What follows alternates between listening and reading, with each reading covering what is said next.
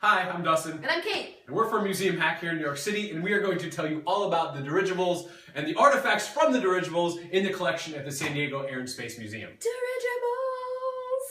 Dirigibles! That's the international symbol for dirigibles.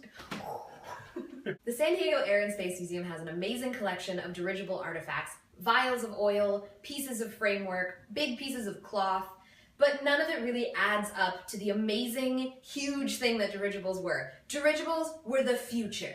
Now, what's a dirigible? It is a rigid aircraft that is filled with a gas that is lighter than air. And they were super exciting because they could carry a lot more people than a blimp or a hot air balloon. They were going to be the future of luxurious air travel.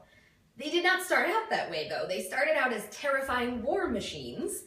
In World War I, Germany was super far ahead of everyone in aviation technology. They created these dirigibles, which could float in under cover of night and drop bombs totally silently with no warning. So these were terrifying, and it wasn't until after World War I that the US started developing dirigibles. The ZR-2, yay! And then it crashed and 45 people died. So then we got the Shenandoah in 1925. And then it crashed and 14 people died. And then the Akron in 1933. Yeah, that crashed too, and 73 people died. And then the Macon in 1935. That one also crashed. Only 2 people died that time, though. You're probably wondering why with all of these crashes they continued to use dirigibles. So what was the main difference between the US airships that crashed and the Hindenburg? Well, the US airships were mostly filled with helium and the Hindenburg was filled with hydrogen. Why does that matter? Here, I'll show you. Hold this. Okay.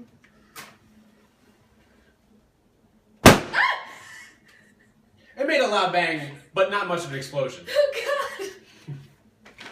I'm so close to my face. And the Hindenburg was full of hydrogen.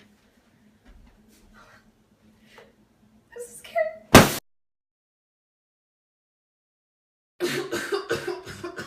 You right there? Now you guys can see why, generally speaking, hollow airships are filled with inert and non-reactive gases such as helium versus filling them with hydrogen, which is a very explosive reactive gas, and what was inside the Hindenburg causing that incredible explosion. Thank you for that, Dustin. Obviously, after the Hindenburg and the well-publicized explosion, public opinion turned against dirigibles. If not for that, we might be flying around in beautiful, luxurious dirigibles. No, I don't want to.